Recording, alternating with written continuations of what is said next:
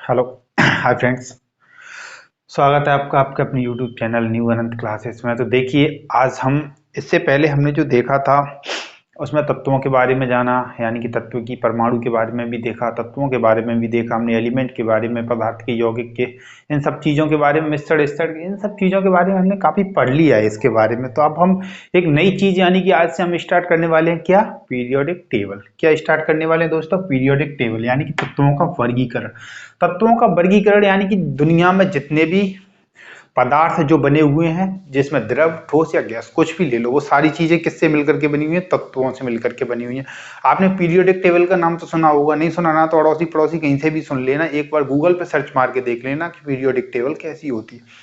Periodic table के अंदर कुल अब तक 118 तत्व खोजे गए हैं। कितने तत्व खोजे गए हैं? कुल अभी तक 118 तत्वों की खोज हो चुकी है, जिनको व्यवस्थित तरीके से, देखिए 118 तत्वों को अगर मैं आपके सामने पढ़ दूं लेके, यानी कि ये लो 118 तत्वों को याद कर लो, तो आप याद कर लोगे नहीं। तो इन सब चीजों को व्यवस्थित करने के लिए, यानी कि एक लाइन से लगाने के लिए, व्यवस्थित करने के लिए, आप लोगों को अच्छी तरीके से समझने और हम लोगों को अच्छी तरीके से समझाने के लिए जो प्रक्रिया स्टार्ट की गई थी, उसको तत्वों का वर्गीकरण कहा जाता है। क्या कहा जाता है दोस्तों? तत्वों का वर्गीकरण कहा जाता है। यानी कि इसको वर्गीकरण, यानी कि एक नियम से हिसाब से लगाना, एक रूल में लगाना, एक पंक्ति में लगाना, आवर्त और वर्गों में लगाना, इसको कक्षा में इस प्रकार से इनको तत्वों का वर्गीकरण कहा जाता है। तो इनका तत्वों का वर्गीकरण जो कहा गया, तो इसको कहते हैं, सबसे पहले इसमें आती है पीरियोडिक टेबल। यानी कि अब हम पीरियोडिक टेबल पढ़ेंगे। क्या पढ़ेंगे? तत्वों का वर्गीकरण, यानी कि पीरियोडिक टेबल। पीरियोडिक टेबल,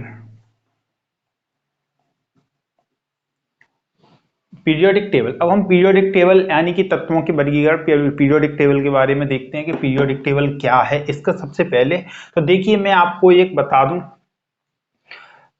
एक वैज्ञानिक थे रॉबर्ट बॉयल। कौन? Robert Boyle. एक वैज्ञानिक थे, इनका नाम था रॉबर्ट बॉयल। रॉबर्ट बॉयल ने क्या कहा था कि रॉबर्ट बॉयल ने सबसे पहले तत्व नाम दिया था। क्या नाम दिया था? तत्व।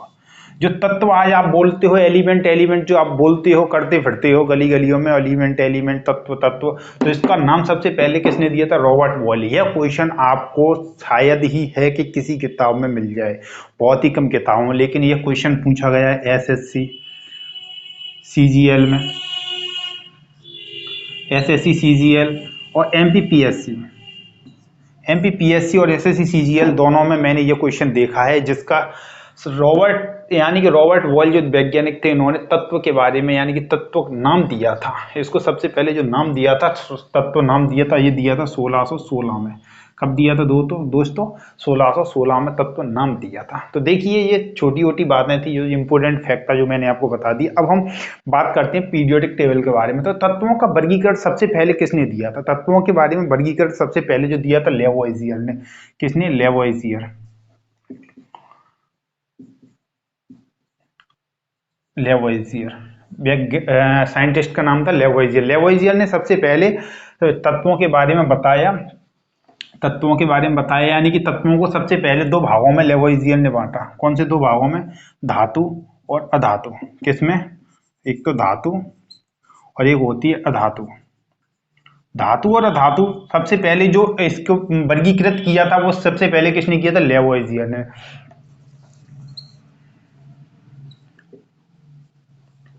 लेवोइजियर ने सबसे पहले इसको जो वर्गीकृत किया था, वो किसने किया था? लेवोइजियर। लेवोइजियर ने इसको सबसे पहले धातु और अधातु दो भागों में बांटा गया था। कितने भागों में? दो भागों, यानी धातु होते हैं और अधातु होते हैं, इसके अलावा कुछ भी नहीं कहा, जो कि बिल्कुल गलत साबित हुआ था। और लेवोइजियर को वर्गीकरण का पिता भी कहा जाता है, क्लासिफिकेशन का, क्लासिफिकेशन का फादर। क्लासिफिकेशन का फादर भी कहा जाता है किसको? लेवोइजियर को। क्लासिफिकेशन का फादर, वर्गीकरण का पिता किसको कहा जाता है? लेवोइजियर को कहा जाता है। अब इसके बाद में जो साइंटिस्ट है, वो थे कौन? डोवेनियर। कौन थे? डोवेनियर। इसके बाद में जो लेवोइजियर के बारे में बाद में जो साइंटिस्ट हुए थे, डोवेनियर। डोवेनियर का तर्क आपने सुना होगा, डोवेनियर।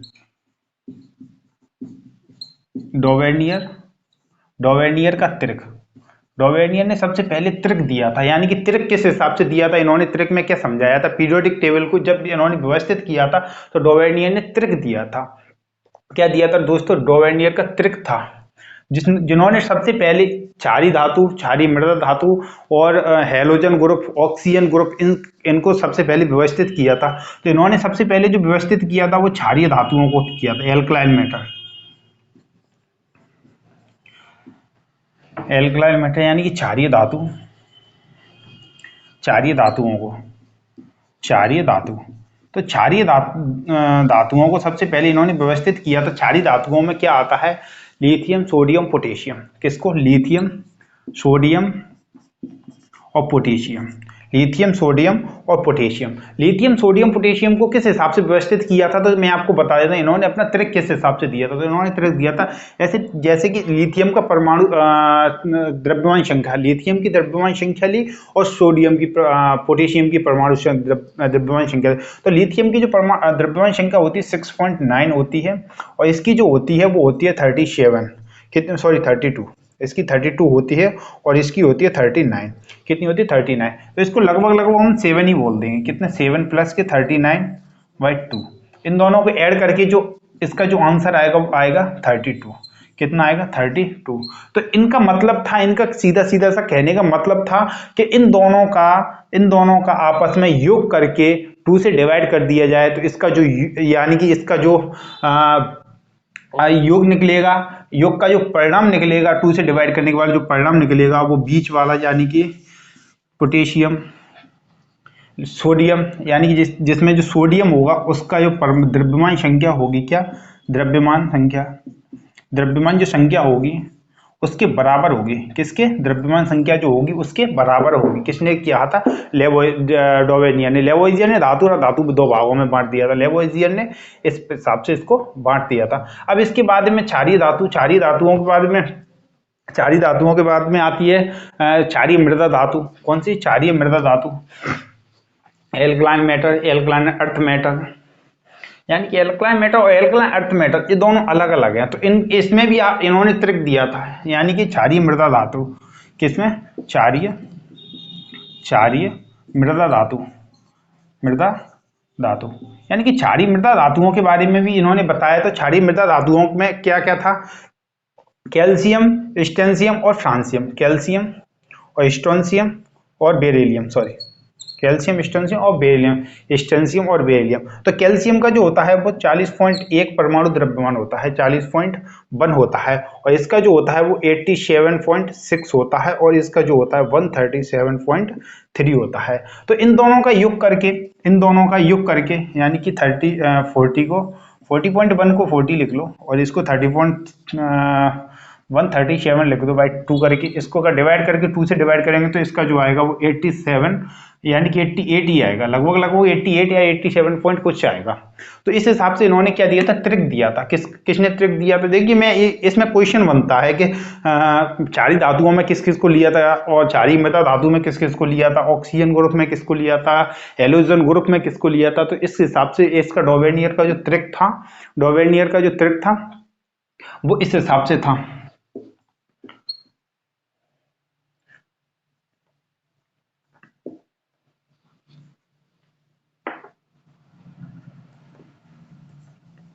डोवेनियर का ट्रिक, डोवेनियर की लॉ थे, डोवेनियर लॉ, यानी कि डोवेनियर का जो ट्रिक था वो इस हिसाब से था।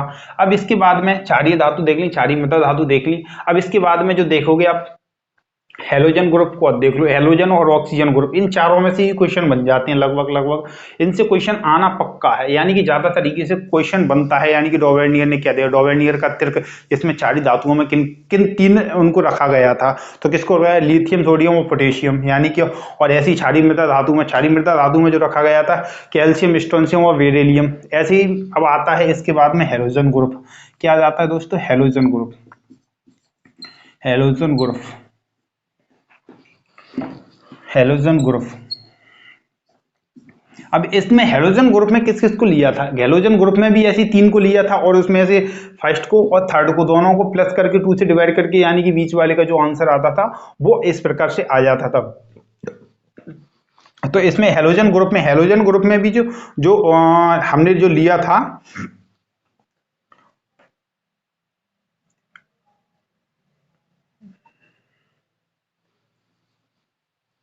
कैल्शियम, सॉरी, कैल्शियम, और बेरिलियम और आयोडीन। कैल्शियम, ब्रोमीन और आयोडीन, कैल्शियम, ब्रोमीन और आयोडीन किसको लिया था? कैल्शियम, ब्रोमीन और आयोडीन, यानी कि हेलोजन ग्रुप में क्लोरीन, ब्रोमीन और आयोडीन, क्लोरीन, ब्रोमीन, आयोडीन, एस्टडीन, यानी कि इन तत्वों को किस में रखा गया है? हेलोजन ग्रुप में रखा गया है। तो फ्लोरीन, क्लोरीन, ब्रोमीन और आयोडीन, तो क्लोरीन का जो होता है 35.5 होता है क्या? द्रव्यमान संख्या, इसको द्रव्यमान संख्या बोला जाता है। क्या? द्रव्यमान संख्या। इसकी जो द्रव्यमान संख्या होती है एटॉमिक मास, एटॉमिक मास जो होता है atomic atomic mass, atomic mass जो होता है 35 पॉइंट इतना 5.5 होता है और 39.9 होता है और इसका 126 होता है। कितना होता है दोस्तों? 126 होता है। तो इसको 35.5 को यानी कि 36 लिख दो और इसको 126 लिख दो। अब इसको 2 से डिवाइड करोगे तो 70 यानी कि लगभग 80 आएगा। कितना आएगा दोस्तों? 80 ही आएगा, लगभग 80 या 79.9 कुछ ऐसी या 79 कुछ इस प्रकार से लगभग में आता था। तो इनका जो त्रिक था वो हेलोजन और ऑक्सीजन, हेलोजन और इसके बाद में आता है ऑक्सीजन ग्रुप। कौन सा आता है? इसके बाद में आता है ऑक्सीजन। इसका स्क्रीनशॉट बराबर लेते चलना, अगर नहीं लिया ना तो एक बार वीडियो बैक करके ले लेना, क्योंकि इनसे बनता है क्या? क्वेश्चन, और आप अगर नहीं पढ़ोगे तो नहीं बन पाएगा आपका क्वेश्चन। तो अब इसके बाद में जो आता है हेलोजन के बाद में ऑक्सीजन ग्रुप को देख लो। Oxygen, oxygen, oxygen group. तो इसी प्रकार से ऑक्सीजन ग्रुप में भी यही रखा गया था। क्या? ऑक्सीजन ग्रुप में भी ऐसी सल्फर, सेलेनियम, टेलोनियम, सल्फर, सेलेनियम और टेलोनियम, सल्फर, सेलेनियम और टेलोनियम। तो ऐसी सल्फर का जो द्रव्यमान संख्या जो होती है, सल्फर की जो द्रव्यमान संख्या होती है, सल्फर की जो द्रव्यमान संख्या जो होती है 32.6 होती है और सेलेनियम की होती है 78.9 होती है और टेलोनियम की जो होती है 127.6 होती है। तो इसी प्रकार से इन तीनों को आपस में व्यवस्थित करके, यानी कि इन तीनों को आपस में व्यवस्थित करके, दोनों को एक दूसरे में ऐड करके और 2 का डिवाइड करके इसमें जो परिणाम जो निकल के आता था वो किसका? सेलेनियम का निकल के आता था। तो इसमें 32.6 को यानी कि 33 लिख दो और इसमें 127 लिख दो, 127 या 8 लिख लो, क्योंकि 0.5 के बाद में जो आता है उसको लगभग इतने में लिखते थे। इसमें 2 का डिवाइड करेंगे तो 78.9 यानी कि 78.9 या 79 आ जाएगा। इसमें कितना हो जाएगा? इसका लगभग 79 हो जाएगा। कितना हो जाएगा? 79 हो जाएगा। तो इसी प्रकार से डोवेनियर का जो त्रिक था वो इस प्रकार था। किस प्रकार था दोस्तों? इस प्रकार डोवेनियर का जो त्रिक था वो इस प्रकार था। अब इसके बाद में जो आया था न्यूलैंड का अष्टक आया था। न्यूलैंड के अष्टक के बाद में ऐसे ही हेनरी मोसले ने आवर्त को, यानी कि आधुनिक आवर्त की जो खोज की थी, किसने की थी? हेनरी मोसले ने की थी। तो इसी प्रकार से आप धीरे धीरे छोटी छोटी चीज़ों को इसी प्रकार से समझते चलिए, हमारे साथ में बने रहिए। और अगर जिस किसी ने अगर चैनल को लाइक शेयर और सब्सक्राइब नहीं किया है तो वो चैनल को लाइक शेयर और सब्सक्राइब कर दे। मेरा चैनल है न्यू अनंत क्लासेस के नाम से। वीडियो अगर अच्छी लगी हो, कुछ सीखने को मिला हो ना, अगर आपको कुछ अच्छा सीखने को मिला हो, तत्वों की खोज किसने की थी? तो तत्व जो नाम दिया था वो किसने दिया? रॉबर्ट बॉयल ने। रॉबर्ट बॉयल ने तत्व जो नाम दिया था सबसे पहले, तत्व जो नाम दिया था वो सबसे पहले रॉबर्ट बॉयल ने कब? 1616 में दिया था। कब दिया था दोस्तों? 1616 में दिया था। ये बहुत इंपॉर्टेंट क्वेश्चन है, इसको अच्छी तरीके से लिख लेना। इसके बगैर तुम अधूरे और तुम्हारे बगैर ये अधूरा है, क्योंकि तत्व की जो खोज की थी, तत्व जो नाम दिया था रॉबर्ट बॉयल ने दिया था, ये आपको बहुत किताबों में, लूसेंट वगैरह में ना बहुत कम मिलता है, क्योंकि ये एसएससी सीजीएल वगैरह में पूछा जाता है क्वेश्चन, और पूछा भी गया है काफी बार, कई दफा पूछा गया है। तो चलो बने रहिए हमारे साथ में। देखते हैं अगली वीडियो में न्यूलैंड का अष्टक, यानी न्यूलैंड ने अष्टक किस प्रकार से दिया था। जब तक के लिए take care, love you, bye bye. अगर किसी ने चैनल को लाइक से सब्सक्राइब नहीं किया तो चैनल को सब्सक्राइब, लाइक और शेयर, और एक बार कमेंट करके जरूर बताना कि वीडियो आपको कैसी लगी। Thank you.